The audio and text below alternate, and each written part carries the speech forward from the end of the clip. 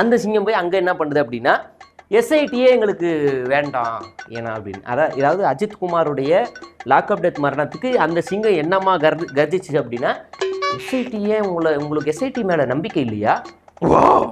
ஏன் எஸ்ஐடி நம்ப மாட்டீங்க? சிபிஐ மேலே ஏன் சிபிஐடி ஏன் கொடுக்குறீங்க? சிபிஐ வந்து நீங்கள் பி டீமா? சிபிஐட்ட வழக்கு போனாலே 5 வருஷம் வந்து இழுத்தடிப்பாங்க. நீங்கள் வந்து 5 வருஷம் இந்த வழக்கு இழுத்தடிக்க போறீங்களா? அப்படி அடுக்கடுக்க அந்த சிங்கம் அன்னைக்கு கர்ஜிச்சிச்சு.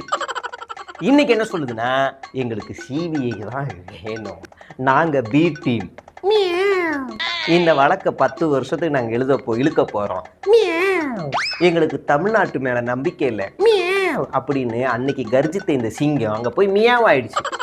இந்த 2 சிங்கம் இப்படி பண்ணிக்கிட்டு இருக்கு. இன்னொரு சிங்கம், ஒரு ஜூனியர் சிங்கம் இருக்கு.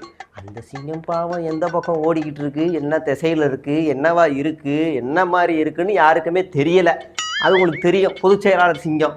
அந்த சிங்கம் ஓடிக்கிட்டு இருக்கு. இன்னொன்று ஒரு குட்டி, அது ஒரு பூனை, அது ஒரு குட்டி பூனை. அந்த பூனை வந்து இஷ்டத்துக்கு எதையாவது எழுதி விடுறது. நான் மோதணும்னு முடிவு பண்ணிட்டா மந்திரின்னு பார்க்க மாட்டேன், மன்னர்னு பார்க்க மாட்டேன், கீழே கார்ல் மார்க்ஸ். அப்புறம் இன்னொன்று, ஒரு தடவை முடிவு பண்ணிட்டா என் பேச்சை நானே கேட்க மாட்டேன், கீழே வந்து ஜென்னி.